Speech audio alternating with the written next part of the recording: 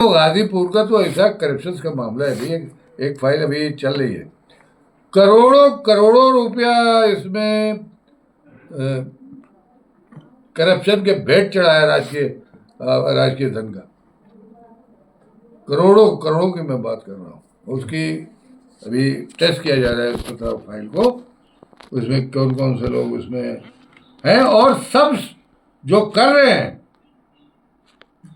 वो सब सत्ता के करीब है, सब सत्ता के गलियारे में सबने अपने रिश्ते कायम कर रखे हैं ताकि इनके ऊपर किसी की नजर न पड़े, या नजर पड़े तो इनका कुछ हो न सके शासन। यानी वो आदित्यनाथ योगी जी के ही लोग जो है के ही लोग नहीं है, ऐसे लोग हैं जो करप्शन करते हैं और सत्ता के गलियारे में घुस रहते हैं, वो चाहे किसी की सत्ता आती है, और वही लोग हैं जो पिछली सरकार में भी सत्ता के गलियारों में थे। ये अपने आप को बदलते रहते हैं, सत्ता के बिना तो रह ही नहीं सकते, इसलिए कि सत्ता में रह के करप्शन करना है, सत्ता के संरक्षण में ही करप्शन होना है, सत्ता के बाहर रहेंगे तो मुश्किल हो जाएगी। इसलिए वो मन से नारा बोलते सत्ता का, कि मन से नारा बोलते उनका मतलब सत्ता से नहीं है, सत्ता के आवरण में उनका मतलब करप्शन करना है। और उनको सिर्फ ये है कि जिनको चिन्हित किया जाना चाहिए, जिसको चिन्हित किया जाना चाहिए और चिन्हित करके उनको समाज में अलग कर देना चाहिए ताकि वो चिन्हित किए जा चुके कि ये करप्ट लोग हैं। वो सत्ता और विपक्ष का सवाल नहीं है, सवाल यहाँ पर है करप्शन का, और अगर विपक्ष के लोगों को उसके खिलाफ बोलना चाहिए और सत्ता के लोगों को, ऐसे लोगों को चिन्हित करके अपने से दूर रखना चाहिए ताकि उनके, और चिन्हित करके सत्ता को तो खुद ही ऐसे लोगों के खिलाफ कार्रवाई करना चाहिए, लेकिन हो नहीं रहा है। अभी गाजीपुर को आप ले लो, मनरेगा योजना में जिस अधिकारी ने, जिसके खिलाफ, जो अधिकारी खंड विकास अधिकारी यहाँ पे अभी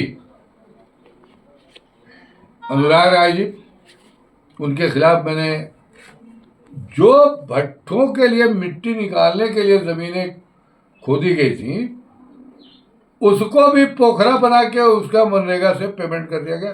सैदपुर की बहुत सारे प्रकरण है, 16-17 गांव में ऐसा किया गया। जो समतल खेत है जिसमें आलू, प्याज, टमाटर, गेहूं और धान की बेहतरीन खेतियां होती हैं, उन सारे के सारे खेतों को गड्ढा बना दिया गया, अनुपयोगी बता के उसका समतलीकरण किया गया और लाखों लाख का उसका भुगतान कर दिया गया पक्के काम में। मानक है, भूमिगत नाली में जो सीसी पाइप का, ह्यूम पाइप का प्रयोग होता है उसका मानक है NP3 का, तो उसकी थिकनेस है, उसकी क्वालिटी है। और अनुराग राय जी ने एक भी, जितनी भी भूमिगत नालियों का निर्माण हुआ है, एक भी उसकी पाइप NP3 की नहीं है और एक भी पाइप मानक के अनुसार 350 mm की नहीं है। और ये न होने के कारण ही कि इसका भौतिक सत्यापन होगा तो ये राज खुलेगा, और इसके पहले कि जांच हो, अनुराग राय का प्रमोशन हो गया, अनुराग राय जी प्रमोशन पाके गाजीपुर से चले गए और जांच जो है यहाँ पड़ी हुई है, कोई उसका मतलब नहीं है। और शिकायत करने वाला मूर्ख और बेवकूफ है, उसी के ऊपर उल्टा लांछन लगाया जाता है। अभी करप्शन के मामले में किसी डिपार्टमेंट की बात करो तो शिकायत करने वाला ही लांछित होता है। तो आप क्या कहेंगे आदित्यनाथ योगी जी से? मैं योगी जी के उस पर कोई कमेंट नहीं है। योगी जी की नीयत, उनके उस पर हमारा कोई कमेंट थोड़ी नहीं। योगी जी चाहते तो हैं कि प्रदेश जो है वो भ्रष्टाचार से मुक्त हो, लेकिन हो नहीं पा रहा है, हो नहीं पा रहा है। ये तो अंतिम भाई इस भ्रष्टाचार के पराकाष्ठा पर है प्रदेश। जी। अब क्यों है, क्या कारण है, कहाँ कमी है शासन स्तर पर, ये तो शासन को देखने का विषय है।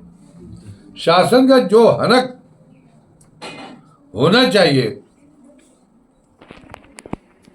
कार्यपालिका में, वो नहीं दिख रही, हनक है ही नहीं। क्या लग रहा है, अफसरशाही चल रही क्या?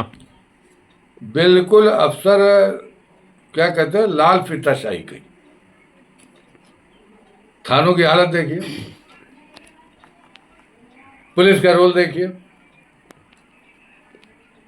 कैनाल डिपार्टमेंट को उठा लीजिए, विद्युत विभाग को देख लीजिए।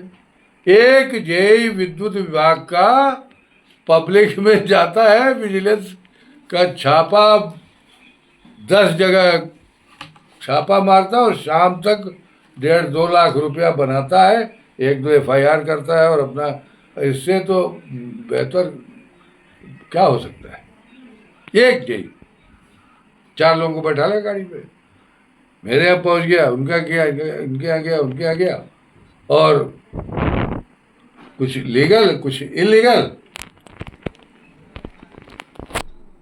धमकी देके FIR की डीलिंग करके अपना, किसी क्षेत्र में आप कहीं भी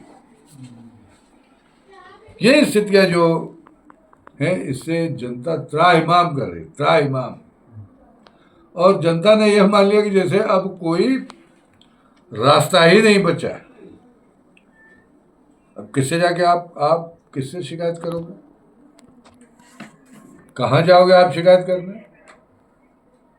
जिन शिकायतों का निदान नहीं है तो वो कहाँ जाएंगे?